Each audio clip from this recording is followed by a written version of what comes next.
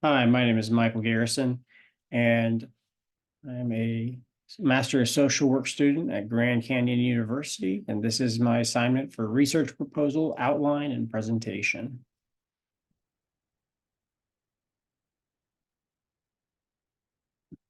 So a little bit about myself. I'm a 16-year Air Force veteran, and during my first internship, I had the opportunity to work within the East Valley Regional Veterans Center. I got to work with justice-involved veterans and help them find better outcomes. Veterans face some unique challenges.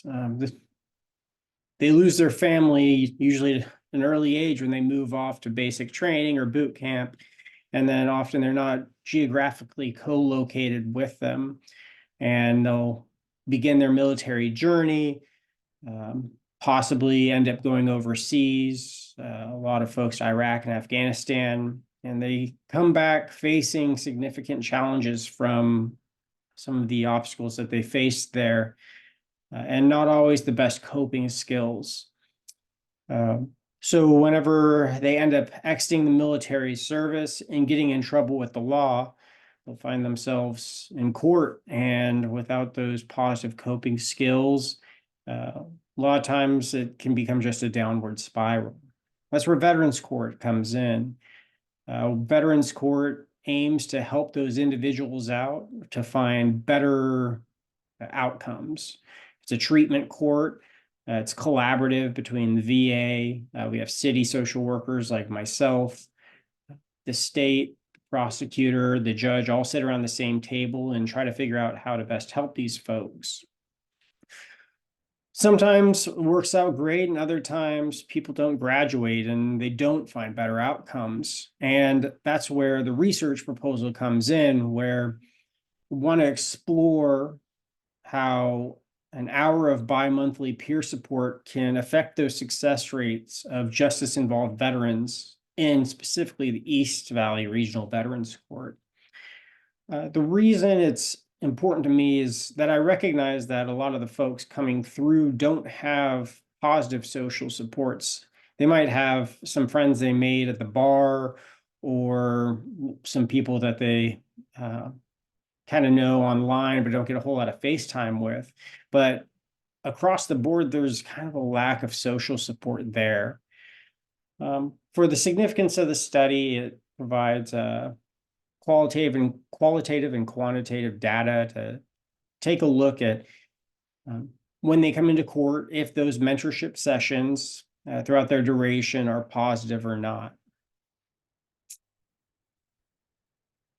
So going into this, did a little bit of a literature review. So one of the first ones I looked at was Clary et al.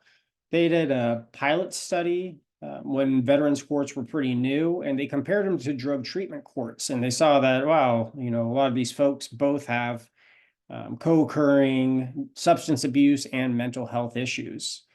And they wanted to see what the overlap was. Well, it turns out that a lot of the folks in veterans court face behavioral health issues, specifically trauma, acute behavioral health, and higher rate of medical problems than drug treatment court participants.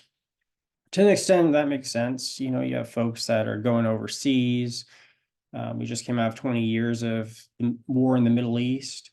And also the military is hard on the body.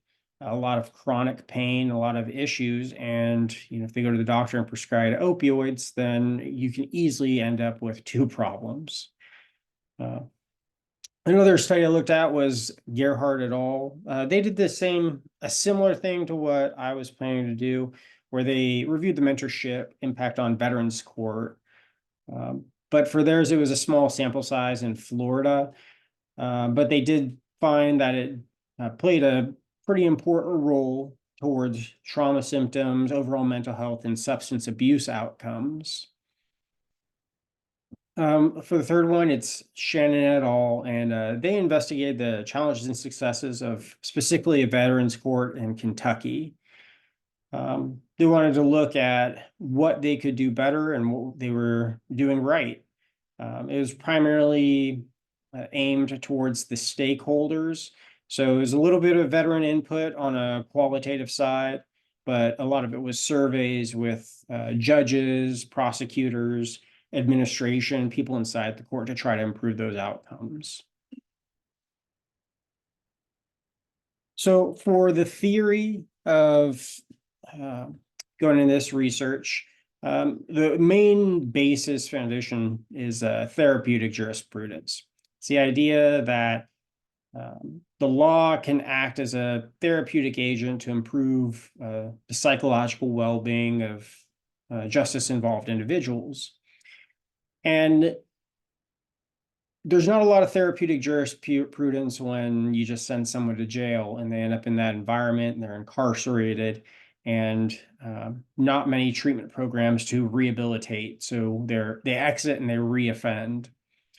That's where treatment courts really rely on that therapeutic jurisprudence, because it allows treatment to be the forefront and the focus.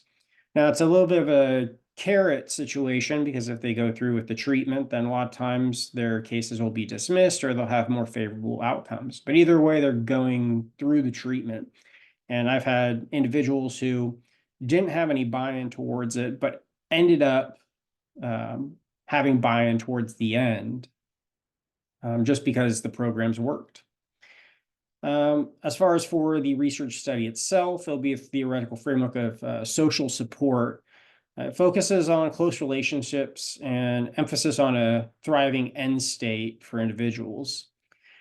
So with the social support theory, it's pretty simple. Those people around you that can lift you up, they can help you. I usually tell people you're the average of the 5 people you spend the most time around. And if a mentor can be present inside a veteran's life and kind of get them out of the own echo chamber of their head and point them in the right direction, hopefully it'll benefit them. So as far as for the evaluation, it'll come down to hypothesis 1 will be veterans participating in 1-hour bi-monthly peer support sessions will have a higher success rate in Veterans Court compared to those who do not participate. Hypothesis 2 is pretty much the same thing, but just saying that will they have a lower success rate? Maybe the mentorship's not helping. The independent variable is it's the participation in a 1-hour bi-monthly peer support session. And the dependent variable is it's going to be the success rate in the Veterans Court program, their emotional well-being, and feeling of social support. So their success in the Veterans Court program, that's going to be some of the quantitative data.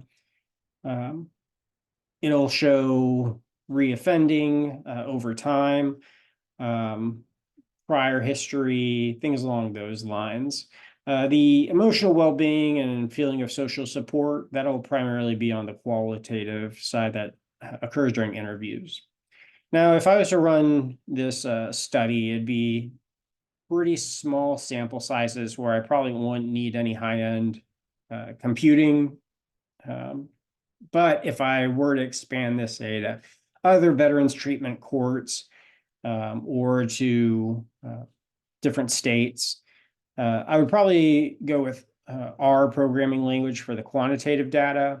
I used it in an applied statistics class, and it was really useful. Definitely a language that I'm very much an amateur in, but it'd be a powerful language for that. So much for qualitative data, I started looking up some different ones, and one that really kind of caught my eye was this atlas.ti.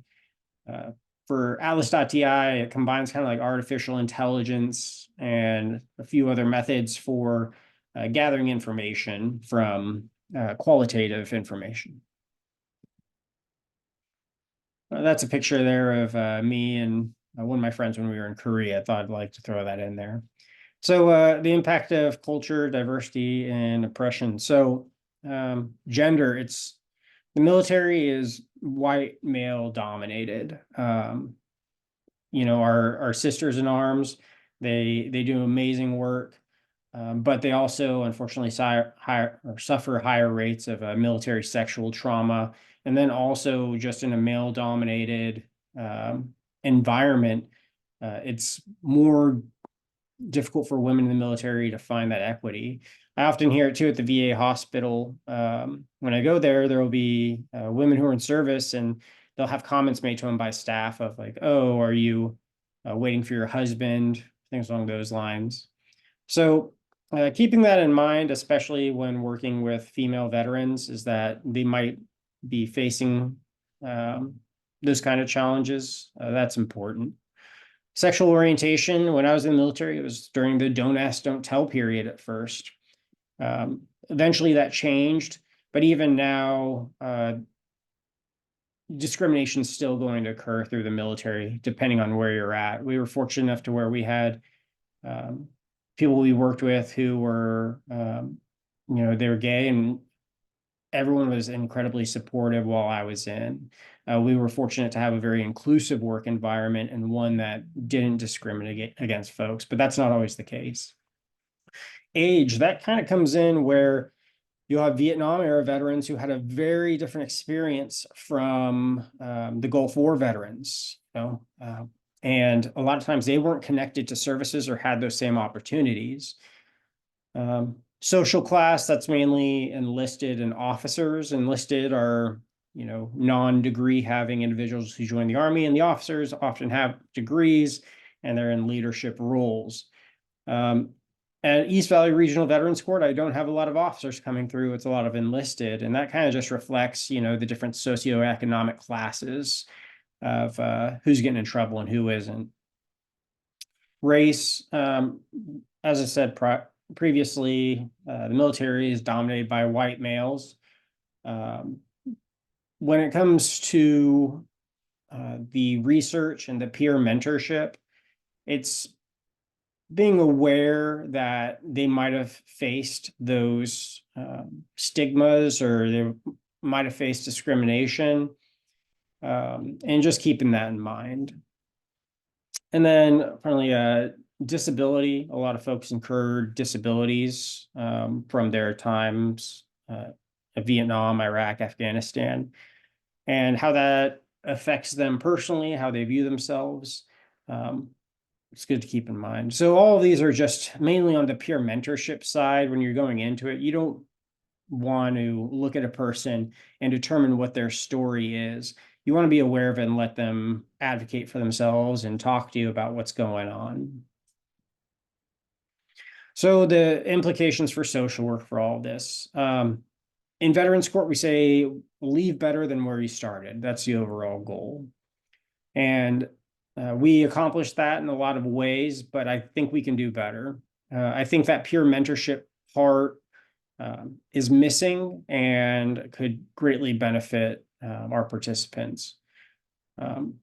How this also helps is if this works out, then, lower recidivism. That works out great, especially because it proves the efficacy of treatment courts. They're kind of new, people are more used to send people to jail when they get in trouble instead of helping them rehabilitate. But as treatment courts have more efficacy and prove that they lower recidivism, hopefully they expand and are more available across the United States to folks. And another very tangible thing I want to hold on to is the permanent peer support in the East Valley Regional Veterans Court. We don't have a permanent peer support now. I kind of do it occasionally, but it would be greatly beneficial if we had someone there permanently to help with these folks. So that is primarily where the implications for social work, not just on the grand scale, but on the smaller scale as well. These are the references. I appreciate you listening to my presentation, and I hope you have a great day.